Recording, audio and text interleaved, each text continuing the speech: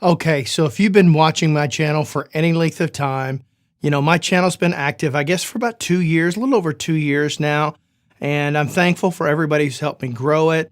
I do this to truly help folks. It's not a source of income for me. I actually make very little money off this channel.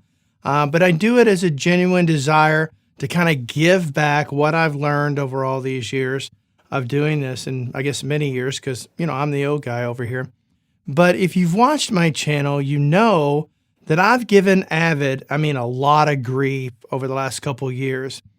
It's been pretty intense, and I've got some pretty emotional, heart-driven, emotional-driven videos really talking about my frustration with the fact, in my opinion, they had moved away from their customer base. Now, you may ask, okay, Barry, what's the big deal? Why care? Why make such a big deal about Avid and Pro Tools specifically? Because this is really about Pro Tools. I guess not Avid as a whole, but Pro Tools. To put that in perspective, I was a very early Pro Tools HD adopter. Actually started for a while in mix. I wasn't on that very long, but then I made the jump into TDM. As one TDM for many, many years. And then I made the jump over to HDX. So I was in the Pro Tools ecosystem, especially their HD and HDX ecosystem, for well over 20 years. And because I go back to the early 2000s with this, and that's how long I've been doing it.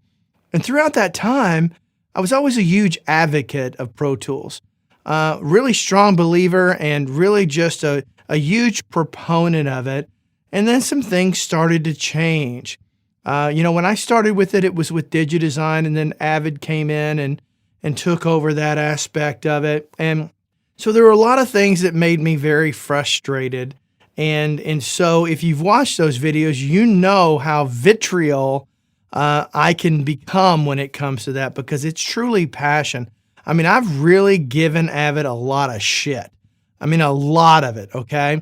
And really communicated my utter disdain and frustration and lack of faith in that company. I've also made it very clear that if Avid did make the choice to do the right thing, I would strongly consider going back. Why would I consider going back to Pro Tools when I already have so much experience with Studio One and Logic and Nuendo, Nuendo/Cubase, that I've been using for some time now, and I've gotten very comfortable with those digital audio workstations. But I know Pro Tools like the back of my hand. And what I've learned in going through various different digital audio workstations, none of them are better than the other. That's what I've learned when you talk about a recommendation to the overall community. They all have their strengths and they all have their weaknesses. And so for me, what's really driven home and become very evident and very clear to me, which is probably already obvious to all of you, is the fact that it's whatever you're comfortable with. Because the bottom line, whatever gives you the ability to create music in a way that pleases your desires in that process, then that's right for you. There's no wrong there. If you're productive in it, then go with it. For me, it's always been Pro Tools, mainly because I used it for several decades, right? And so I always said, if Avid did the right thing, I would actually consider going back. Now, am I about ready to do that? Maybe. Honestly, there's a good chance of it. And not that there's anything wrong with the other digital audio workstations I've used. A lot of you say DAW, I just say digital audio workstation because it's very clear to everybody. Or you say DAW, most of you probably say DAW. I want something that I'm fluid with, and I know I'm fluid with that. And so if you haven't watched my videos, what have my frustrations been? The fact they did away with Perpetual. That was the first thing, meaning like every other digital audio workstation you can buy out there allows you to buy it and own it. You don't have to invest another penny in it unless you choose to. Yes, there may be other versions of it that come along, but if you choose not to upgrade those, you can continue to use yours for as long as you have a computer system that will work with it. And today, computer systems will last many, many, many years, if not decades, quite honestly with you.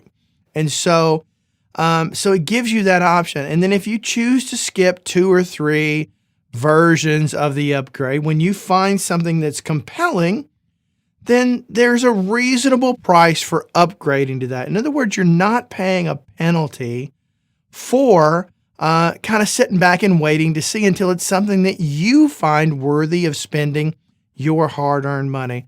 That's the way all the others do it. Avid is the only one that didn't do that. But if you let it lapse, there was a penalty for doing that. They have brought back Perpetual today, if you didn't know that. Okay, today you can go back and you buy Perpetual and you can own it for life.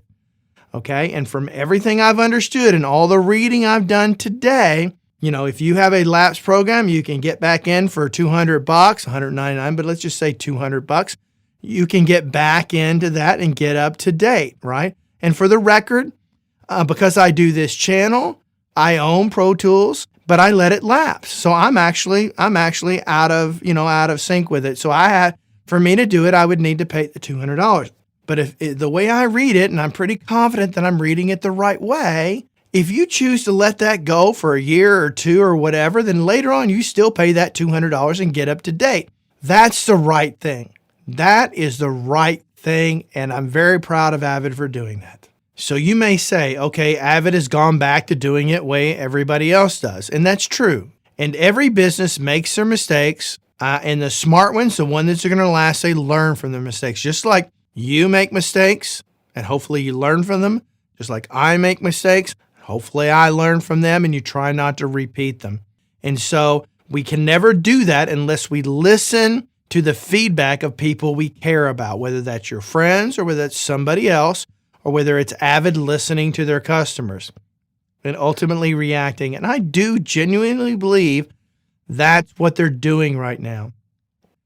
I make music. I create music. You create music. And we all do it in a self-serving way. And that's all for the right reasons. And if I have a tool that I can use that enables me to do it without getting in my way, then I'm going to use that. It's as plain and simple as that. Because I'm not going to lie, I have struggled in the process of learning different digital audio workstations. I will say Cubase/Nuendo was a big struggle, although it's so amazing, to be honest with you. It's amazing. And if I were starting from scratch, would I consider that out of the gate? Probably so, maybe so for sure. But it's the complete opposite of the way my mind has worked for the last 20 years. But anyway, yes, I'm going back and I have spent the last 2 years telling all of you that unless Avid changes, do not use Pro Tools. All right? That's been my message. It's been very consistent. But in every one of those videos, in every one of them, and I challenge you to go back and find one where I didn't say that, right? There may be one, okay? I'm thinking of one. There may be one, probably my last one. But I always said if they changed their ways, I would consider going back for the reasons I've stated. And I'm pretty doggone sure I'm going back. So whether or not you choose to go back and you choose to consider it is up to you. But I'm going to consider it. I still think, for the record, that their subscription plan is still grossly overpriced. But the bottom line is you have Perpetual that you can buy if you don't like that.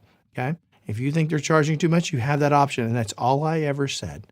That's all I ever said. Give people the option. And now they've done it.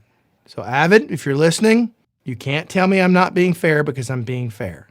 You consider what's best for you and you find what's best for you to be able to create music where the tool that you're using is not getting in your way, and I'm going to do the same.